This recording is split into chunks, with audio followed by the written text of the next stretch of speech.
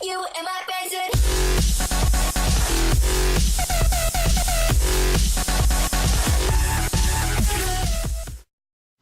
Olá pessoal, vamos conversar hoje aí sobre o princípio da individualidade biológica. Isso é um princípio muito simples de entender para quem é dos esportes individuais, né? Corrida, natação, ciclismo, triatlon e até no VA mesmo, OC1, VO1. É fácil de entender que o treinamento deve ser individualizado, que deve ser passado para cada pessoa de acordo com as próprias necessidades e isso aí é tranquilo. O difícil é quando coloca 6 pessoas na mesma canoa, né? Como individualizar o treinamento nesse caso?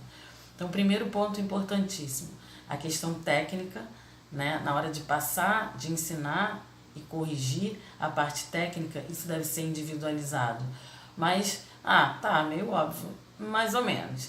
Porque, como eu falei lá no nosso primeiro vídeo, quando eu comecei aqui o canal, cada pessoa responde por estímulos visuais, sinestésicos e auditivos. Então, quando você está passando a técnica para ela, quando você está corrigindo a técnica dela, você tem que identificar qual desses estímulos ela responde mais para poder corrigir e ela poder assimilar de uma melhor forma e fazer as modificações necessárias. Isso eu expliquei bem naquela época, eu não vou perder muito tempo aqui explicando. Corre lá e vê os vídeos iniciais que vocês vão entender aí, quem não vem acompanhando o canal. O segundo ponto, analisar a questão da flexibilidade. Por quê? Às vezes uma pessoa tem flexibilidade de coluna e não tem de quadril. Às vezes ela tem de quadril e não tem de coluna. Isso vai modificar a técnica dela. Muitas vezes a gente, né, de um modo geral, se diz que você não deve deitar muito a coluna e deve girar mais o tronco e o quadril. Porque senão pode dar problema na coluna, dor na coluna, a técnica não ficar tão eficiente, enfim, né? Tem as questões aí. Só que se uma pessoa tem uma flexibilidade incrível de coluna, ela consegue deitar, baixar, né, em pé, abaixar e botar a mão lá no pé. E ela não tem flexibilidade nenhuma de quadril. Existe muita gente que não tem flexibilidade de quadril, a gente nunca parou para analisar isso, né? Então, às vezes você fica, né, um técnico, uma pessoa fica corrigindo a técnica da outra, falando, você não pode deitar tanto a coluna, você vai danificar, né, vai prejudicar a sua coluna, e tem que girar mais o tronco, tem que girar mais o quadril.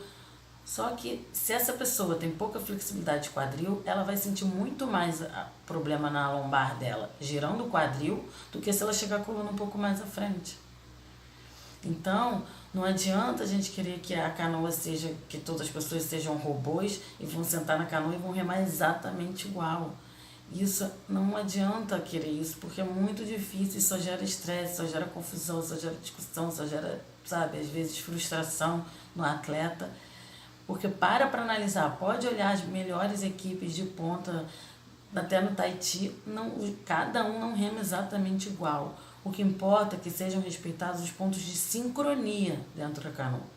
Que sejam respeitados os pontos, o momento de força, o momento de entrada com o remo na água, os pontos principais de sincronia.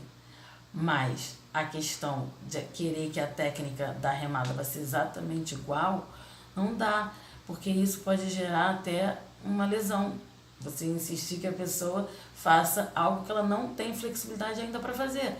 Com o tempo, a gente pode até fazer com que ela chegue no ponto que a gente acha ideal, contanto que ela faça paralelamente um trabalho de flexibilidade.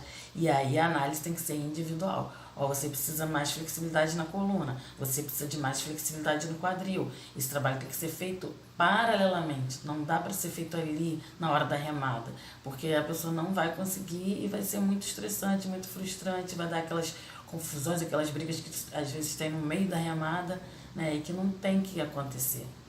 Então esse é um outro ponto. Agora, quando nós vamos falar fisiologicamente, o que acontece?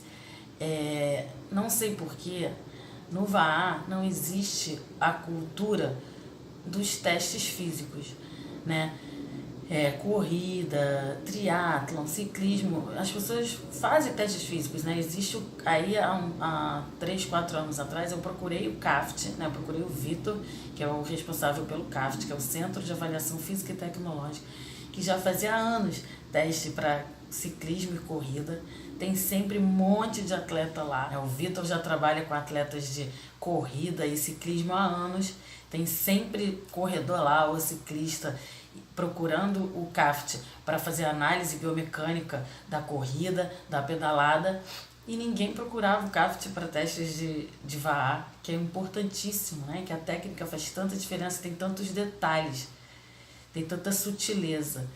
Então eu liguei para ele, né, 3, 4 anos atrás, falei, Vitor, vamos fazer um protocolo de testes para o VAA, vamos montar isso, né, e divulgar isso no ambiente do VAA.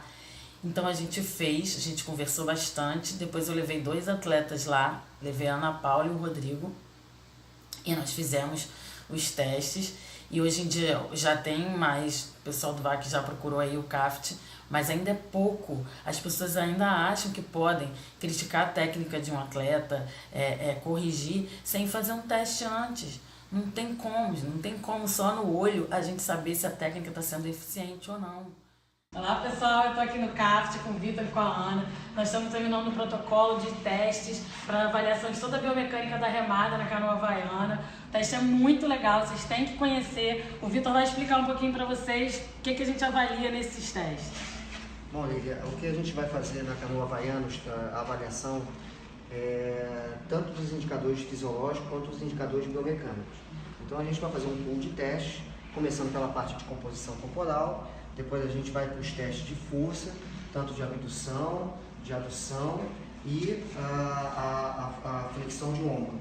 Depois vamos passar para os testes de flexibilidade e vamos finalizar com o teste cardiorrespiratório, a parte de oscilação de tronco, tá? E avaliação em 3D, porque nós estamos finalizando hoje o teste aqui com a Ana. A avaliação de 3D do lado esquerdo, do lado direito, do quadril e do tronco. Essa avaliação ela vai ter uma duração em torno de 2 horas. E aí, Ana, gostou de fazer o teste? Adorei, vem todo mundo, vamos melhorar dessa remada. Valeu, galera. Valeu. Nessa ocasião, né, eu levei em momentos diferentes, mas deu um intervalo de tempo bem curto, porque foi uma época que a gente realmente estava querendo agilizar esse protocolo. Então, eu levei a Ana Paula, do Roalô, da Master, e levei o Rodrigo, da Fusão. E foi bem interessante, porque os dois tinham uma dificuldade técnica parecida, que era girar menos um lado do tronco e o quadril do que o outro. Só que o resultado final foi diferente. O Rodrigo, por exemplo, ele meio que inconscientemente, assim, ele compensava o pouco giro que ele tinha de um lado com a força. E o resultado final era igual dos dois lados. Quando analisava, né, biomecanicamente, fisiologicamente, o resultado final da força exercida era igual dos dois lados, embora ele girasse um quadril e tronco menos do que o outro. A Ana Paula perdia um pouco, sim, mas aí identificou lá as questões, era só ela fazer uma modificação sutil na técnica que ela iria conseguir, mas fazia diferença. Então, nem sempre o mesmo problema, né, a mesma dificuldade vai ser o mesmo resultado no final. Então, se alguém chegasse para o Rodrigo e começasse a ficar exigindo que ele mudasse, achando que aquilo ia atrapalhar o resultado da equipe, ia perder tempo, ia gastar energia, porque não afetava.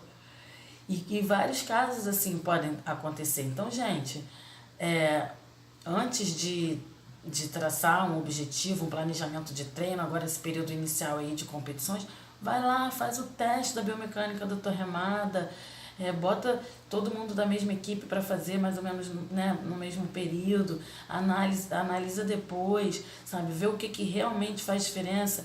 E muito importante, às vezes não é só um teste aí de uma tomada de tempo, que vai mostrar se aquela equipe pode ficar junto na mesma canoa, se aqueles atletas, né, vão dar resultado na mesma canoa. Faz um teste desse, vê VO2, vê limiar anaeróbio, vê isso controladamente num laboratório, sabe?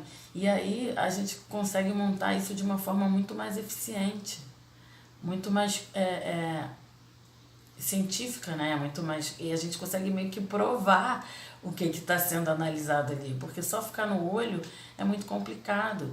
sabe? Então é muito importante, gente. Por isso que ter um profissional com esse olhar, sabe, que analise essas questões, que gaste tempo, né, olhando cada atleta individualmente e atendendo as necessidades e corrigindo da maneira certa cada um, é muito importante, beleza? Então eu não vou ficar tomando muito tempo aí de vocês. Espero que vocês tenham gostado desse vídeo. Se gostaram, curte aí, compartilha, tá? E quem ainda não se inscreveu no canal, se inscreve. Semana que vem tem mais um princípio básico aí do treinamento esportivo. Espero vocês, né, pra gente continuar essa conversa aqui, e vejo vocês no mar.